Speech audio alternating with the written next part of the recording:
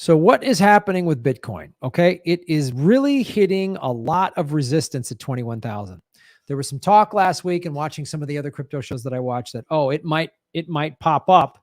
It might break 21,000. And if it breaks 21,000, well, here we go. It might be on the rise. It's not. Bitcoin is going to stay low for several reasons, and I think it's by design.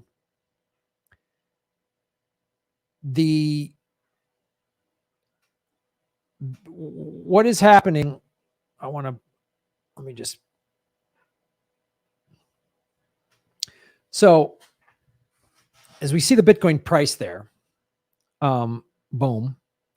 One of the reasons Bitcoin is not breaking back up over 21, 22,000 and making a move yet is because I firmly believe that, so we talked about on the show 2 years ago, right? It was around 2020 when the pandemic hit and Bitcoin was like under 10,000.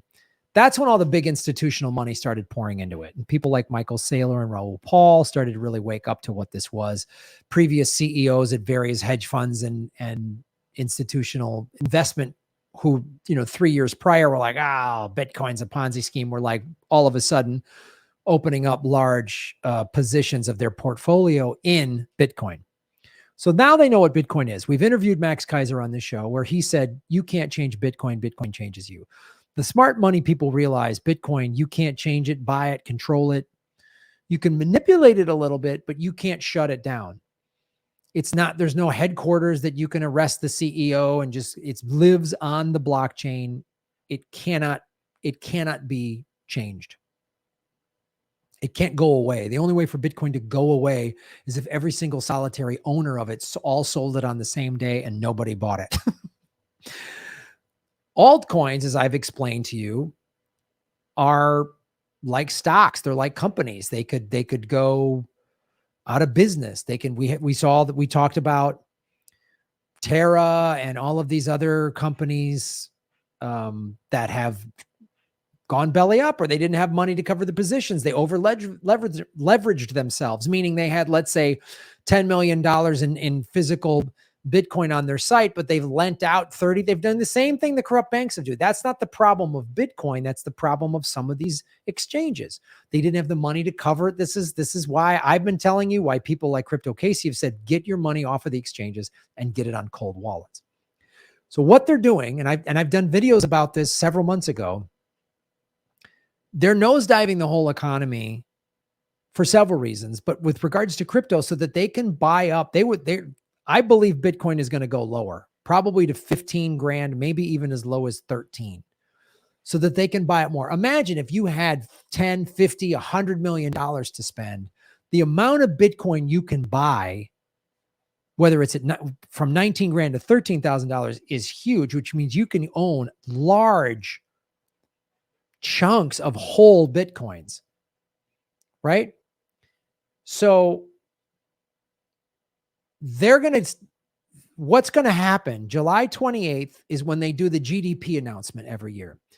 And it's 2 quarters in a row where the GDP has gone down. That, along with any inflation over 5%, and they've currently released the number to about 8.4%. That's their number.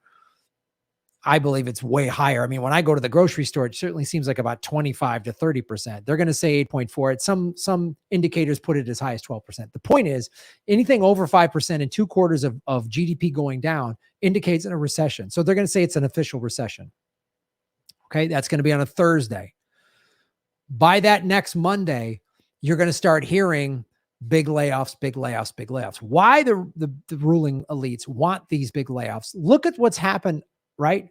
Remember a year ago when the Great Resignation started, and we saw for 6, 7 months, 8 months of like all these places, Chipotle, Target, all these places suddenly not offering minimum wage jobs, but like 15, 19, 20, 22 bucks an hour to work at a Chipotle. Like, wow.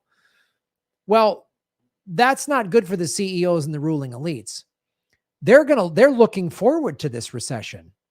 So they can say, oh, we had to lay off. Target's going to have to lay off 10,000 people. Walmart's going to have to lay off 10,000. So we don't have to offer $15, $20 an hour anymore. Now we can go back to offering you 10 or 11, maybe at the most. or whatever minimum wages in that state, $7, $8, maybe they'll offer you $10 an hour. They're going to go back to that because it's like, oh, everyone's been laid off, or my spouse lost their job, or I lost my job. So I got to work. We got to have some kind of money coming in. So now they're going to get more people desperate to work. That's what they want. They want us all desperate. Right. And so this also, and I showed this to you in a video several months ago, they've been liquidating. They started liquidating their stocks and crypto, especially when remember Bitcoin was at 50, it was at 40, it was at 30, and they're like liquidating huge positions and holding the cash.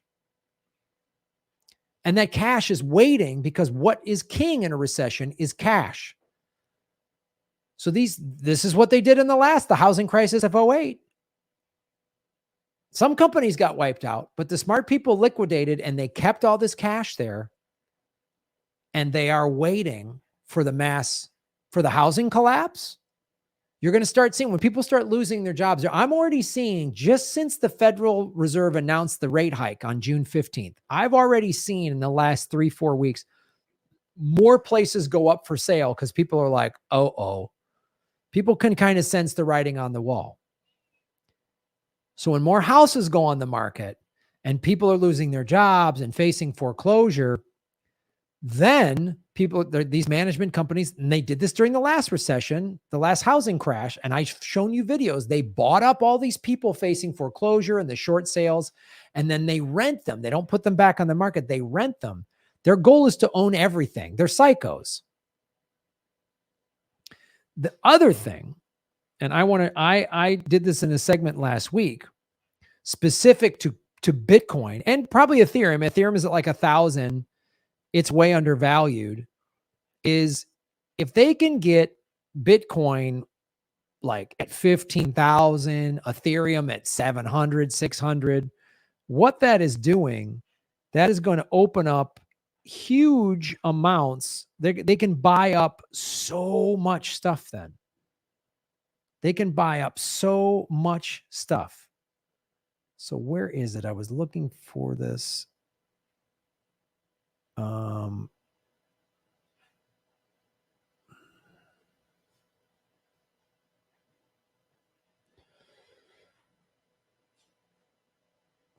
is that? So there was this article that came out, and I wanted to show it to you, about all of the money that has been set aside there. Here it is. Let me show you this. So I got this from a crypto website last week. This is one of the critical pieces of news, why they're okay with Bitcoin going lower. $25 billion of stable coins, dry powder amasses on crypto sidelines. What this means, and this is something I've talked to you guys about, is people who bought Bitcoin, let's say a year or 2 years ago, under 20,000, they got it for 10, 12, 15. Anyway, when Bitcoin was at 50, 60,000, even when it started coming down to 45, and I showed you, people started liquidating Bitcoin and putting it into stable coins. So that's one of the things you can do. Let's say you bought Bitcoin at 15,000. It went up 40, 50, 60 grand, and it started coming down, and you went, okay, and you sold it at 30,000. Right? So now you have 30,000. You doubled your money from 15 to 30,000. Let's say you bought one Bitcoin. I'm just using round numbers. These people are using huge numbers, but so now you've taken your 15,000, you've turned it into 30,000. You sell Bitcoin and convert it to a stable coin, which the price doesn't fluctuate with a stable coin, like a USDC, a US digital coin. It's called a stable coin because it doesn't fluctuate. Bitcoin, Ethereum, they all fluctuate. You can buy Bitcoin at 20 and then it goes down to 15 or it goes up, whatever. So when you convert it, and you can convert any cryptocurrency to any other cryptocurrency on most exchanges.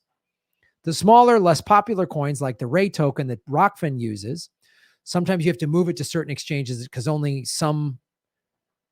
not every exchange carries all of the smaller tokens. But the big coins, Cardano, Bitcoin, Ethereum, the bigger ones, Chainlink, stuff like that, Bitcoin Cash, Litecoin. Those are all on almost all the exchanges. So you can convert it. Like if you bought a bunch of Litecoin, you could convert it to Bitcoin and back and forth and vice versa. So what people did, what this is saying, there's $25 billion in probably profits from people who bought Bitcoin really low a year or two ago or 3 years ago or whatever, cashed out, and that is sitting there waiting.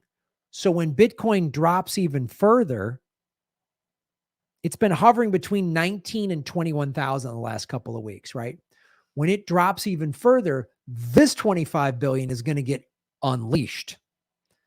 So pay attention. When Bitcoin starts to get near 15, I'd buy a little if you can. Even if you only got an extra $50, $100, buy a little because you'll get more for your money. Then this $25 billion is going to get released and it is going to spike that price up. But this is also another this is another indicator, this 25 billion. All these big companies are stockpiling cash, knowing full well a recession is coming, if not even helping contribute to the recession. They got a bunch of money sitting there. They want a recession to happen. They want to buy your house for 30, 40 cents on the dollar, right? They want that. They're hoping they can buy 4 or 5 homes, 10 homes, 100 homes, and then rent them because everyone's going to need a place to live. They can't buy anything right now because it's been priced out, and the management companies they're going to let the housing price come down a little bit. Then they're going to buy them all up. Same thing with Bitcoin. If you have cash during a recession, you can really amass assets.